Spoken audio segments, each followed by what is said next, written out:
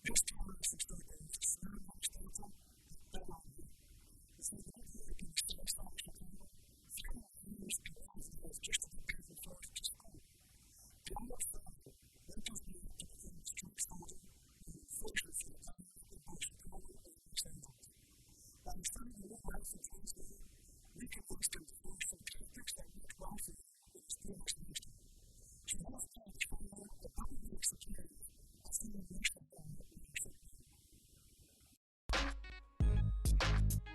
Now we want to go over the single and double leg pant flips.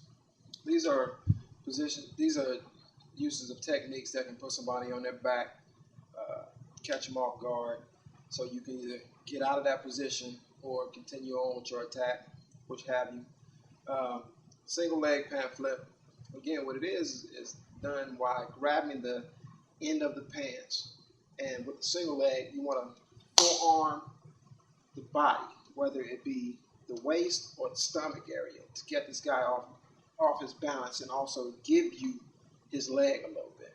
So we're going to come in, forearm, reach down, grab that pant leg, pull it up as high as possible. Now, if the cat has balance, then we want to sweep that other leg and put him down. But a lot of times, once you come in with that forearm in the gut area, it's going to create that balance of him moving back, losing wind, and his leg might lift up just a little bit for you. So once you grab here, you're just pulling up and dropping him on his back. That's the main point, is to drop this cat on his back and bounce out. A lot of people don't know how to fall, so once you do this, it's going to create a problem for him. He might hit his head on the concrete, so you don't have to continue on with your fight. Once you, bam, get him down, now you can get out.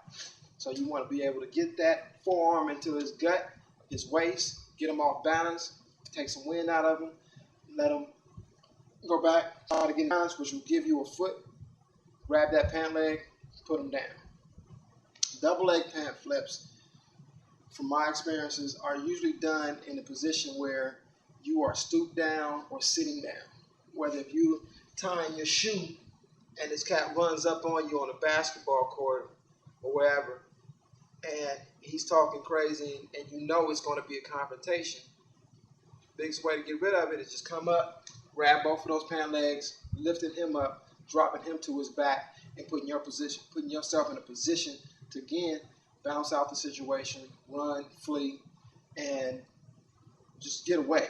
I mean, we don't need to continue an attack when we know that most people don't know how to fall. And once they fall and hit their head, you want to leave that situation, because you don't want to escalate a situation that's not necessary. You want to just get back home to your family. Joe? Single leg.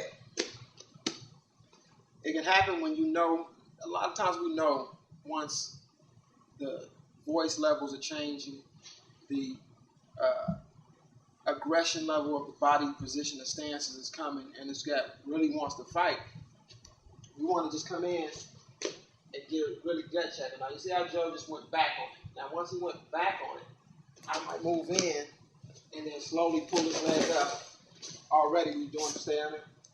Already we're doing it in a slow position, and you saw his balance is off. Once I grab this, and I grabbed it high. See, when you grab it a little lower, you're probably going to have to use that trip and flip and trip that other leg. Once you grab it a little higher, it's more of a likely that he's going to fall on his own. Again, a slow position, either or, bam, grabbing it. Now once I grab here, I grab tight. All I'm doing is standing up and pushing him down. That's the single leg pant flip. Do it at a faster pace. Put him down. I'm cool. Either or, once the guy is in position, he's talking madness, and man, I don't want no trouble. I just want to put that pant leg in a position where, bam, come into him and drop him down. Again, this is not a position where you want to do with shorts. That's why it's the pant leg flip. So it's the single leg pant. Now with your forearm, you can gut check this dude. You can gut check him with your forearm. Once you gut check him, because his guard is not up. He's not in a ready position. You just know that it's about to go down because he's talking madness or he's running up on you. Bam! You want to go down. Remember, also you want to look at, do I want to go away from his free leg? Do I want to gut check this dude, get him up in here, and go away? Or do I want to gut check this dude and have his free leg over here in a position to stop me? Instinctively, we're going to do whatever we want to do because it's going to be fast. He kept his balance right there, and I went to go sweep him, but he failed before I swept him. But that's what I want to do. I want to trip and flip him. I want to sweep that other leg. I want to put him on his back and put me in a position where I can step over him and run, or I can go away from him and run. That's a single leg pant flip. Let's look at it at what we're doing in a slower position of stepping in with our power, gut checking him. Now again, I'm still ducking, covering. I'm not ducking like ducking and now I don't know where I'm going. I'm hitting him and I'm grabbing. Now my arm is going to create a pain. So now he's not even thinking about keeping his balance. That's why you gut check him. He's not thinking about keeping his balance. Once I gut check him, now if he keeps his balance, I just want to go ahead and move him and put him down. That's the single leg pant flip. The next thing we're going to do is the double leg. Double leg can be done from a seated position or a squatted position. Whether you're sitting here on a basketball court, I keep saying basketball court because a lot of confrontations happen on the basketball court. At least from my experience, a lot of people have some issues. And you're tying your shoe, and this guy, he didn't like the last call, he didn't like the foul, the hard foul you gave him, or anything like that. So now, you're down here and he's running up on you, he's talking crazy. You're grabbing both now. Do it slow. And all you're doing is pulling towards you and stepping up and putting him on his back. Again, slowly. I'm in a kneeling position. He's talking crazy. Now, if he has sweats on the basketball court, we want to grab high. Put him down on his back. Do it fast. Do it fast now. You know, you're coming up. You are. Again, putting him on his back before attack can even get off. That's the single, and that's the double leg pant flip. Single leg, checking with your forearm first, getting his mind thinking about something else, grabbing that leg, putting him off balance and putting him on his back. Double, once he talks madness, he gets up on you, he's expecting you to stand up. You're going to stand up, but when you stand up, he's going down. Now, a lot of times we live in a position where some people might give you instructions on to wait to get hit before you do your arsenal, and that right there is not a street reality. I mean, that might be a different type of reality, but from a hood perspective, it's just not logical to let somebody bomb on you, especially because a lot of times, like I said before, you're gonna be fighting somebody that's bigger than you, that's stronger than you.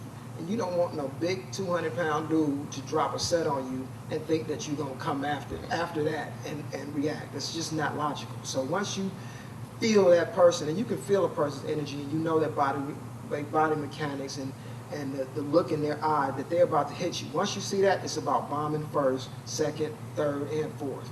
You want to get your attack off, whether it's a bum rush, whether it's elbowing cats, whether you're using your big knuckle, using your head fighting. You have to get yours off first, because the bottom line is it ain't no rules on the street. It's not logical to take punishment, because as soon as you start defending, that's what you're going to be doing the whole time, defending.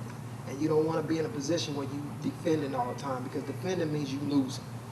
When you are attacking, that means you're winning. You want to attack, attack, attack.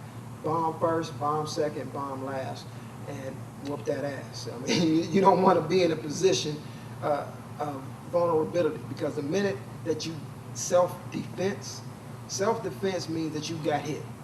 Self-defense means that somebody is offensively moving the ball down the field. And I don't want nobody to move the football down on the field on me.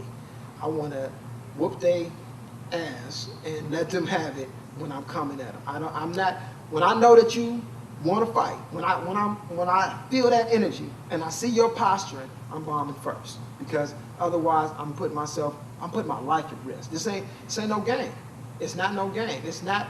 I love tournament fighting. I love it, but this is not what I'm talking about. I'm talking about real life, in the street fight.